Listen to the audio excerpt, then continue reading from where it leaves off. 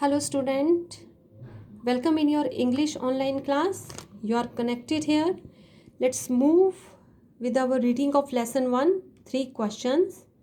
And we are going to read at the last page, page number 5. In our previous video, we have read that the king helped the wounded man at his best and saved his life. After reviving, the wounded man confessed that he came to kill the king, but now he had changed his mind and he wanted to serve the king as his most faithful slave. The king also felt happy to have a good friend. Now, let's see what will happen next. The king was very glad. राजा बहुत खुश था to have made peace with his enemy so easily कि उसकी अपने शत्रु के साथ इतनी आसानी से शांति स्थापित हो गई थी. वो बहुत खुश था. Now and to have gained him as a friend, और इससे भी बढ़कर अब उसका जो एनिमी था उसका मित्र बन चुका था, उसका फ्रेंड बन चुका था. And he not only forgave him, और राजा ने ना केवल उसे माफ़ कर दिया but said he would send his servants and his own physician to attend upon him. He promised to restore his property. राजा ने उसे माफ़ तो किया ही किया और ये भी कहा कि वो अपने सर्वेंट्स को और अपने फिजिशियन मीन्स चिकित्सक, अपने चिकित्सक को, जिसको आजकल आप डॉक्टर बोलते हो, वो सेंड करेगा ताकि वो इस वुंडेड बियर्डेड मैन की हेल्प कर सके. और ये भी प्रॉमिस किया कि वो जितनी प्रॉपर्टी राजा ने उसकी ब्रदर की सीज़ की थी, वो उसे रेस्टोर कर देगा, उसे वापस कर देगा. The king was so happy and now see having taken leave of the wounded man. तो अब राजा उस जख्मी आदमी से विदा लेता है. And the king went out into the porch, और पोर्च में बाहर आ जाता है, बाहर खुले में आ जाता है राजा. And looked around for the hermit, और चारों तरफ देखता है कि वो हर्मिट, वो साधु कहाँ पर है. Before going away he wished once more to beg an answer to the question he had put.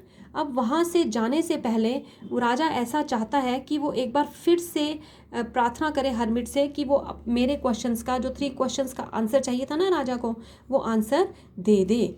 The hermit was outside. Hermit बाहर थे ऑन हिज नीज, और अपने घुटनों पर बैठे हुए थे. Sowing seeds in the beds that he had been dug for the day before.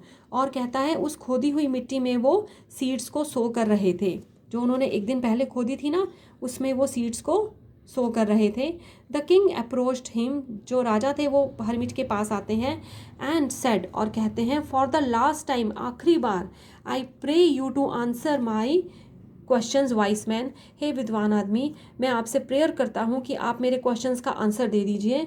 You have already been answered said the hermit. अब देखिए हर्मिट क्या कहेंगे. हर्मिट के आगे से कहते हैं, तुम्हें पहले से ही आंसर मिल चुका है.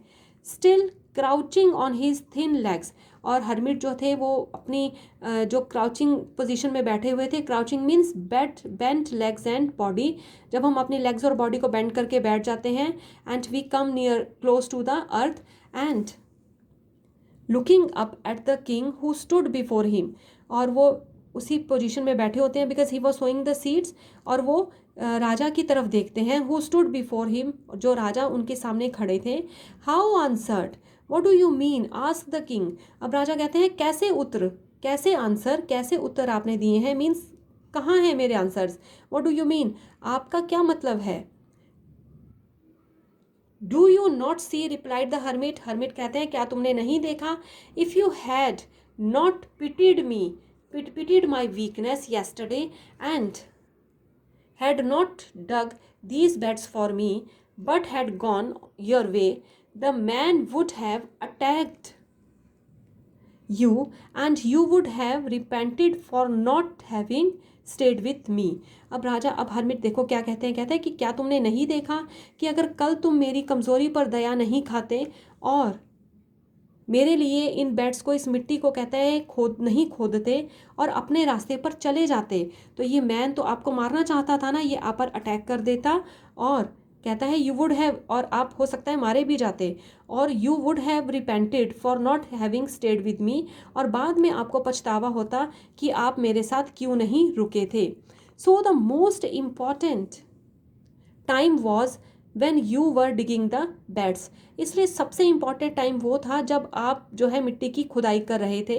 And I was the most important man, और सबसे इम्पॉर्टेंट आदमी कौन था, वो मैं था। And to do me good was your most important business, और जो आपने मेरे साथ अच्छा व्यवहार किया, जो मेरे साथ अच्छा किया आपने, वो आपका सबसे इम्पॉर्टेंट काम था। आफ्टरवर्ड्स, इसके बाद, when the man ran to us, जब वो आदमी हमारी तरफ भागता आया था, the most important time was when you were attending upon him, तो सबसे इम्पॉर्टेंट टाइम कौन सा था, जब आप उस आदमी को अटेंड कर रहे थे, उसको आप सर्व कर रहे थे।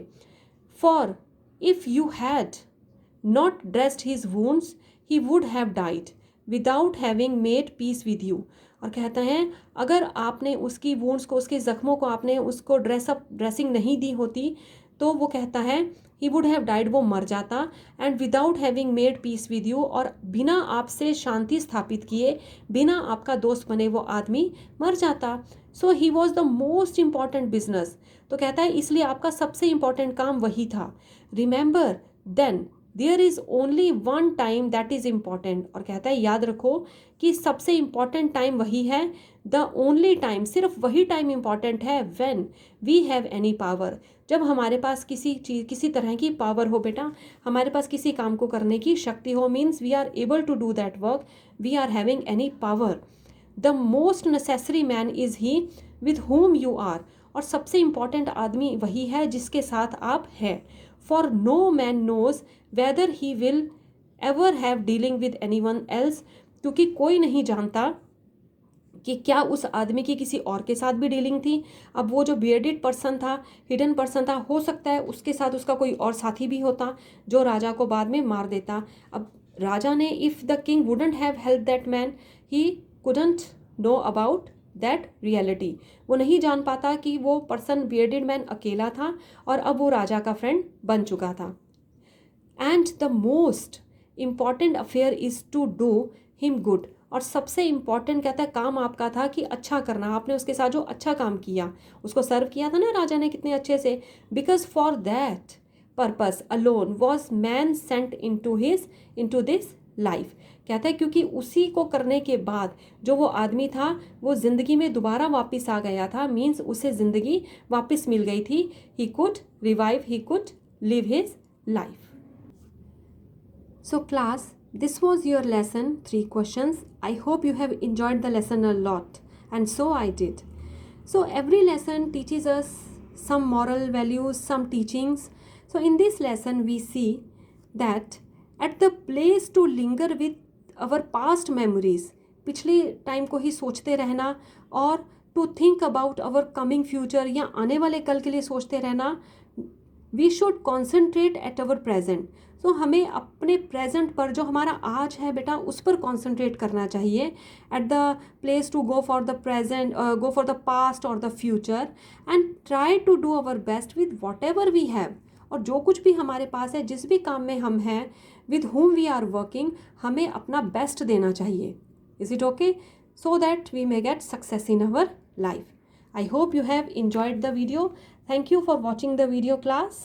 Keep on learning, keep on gaining. Good.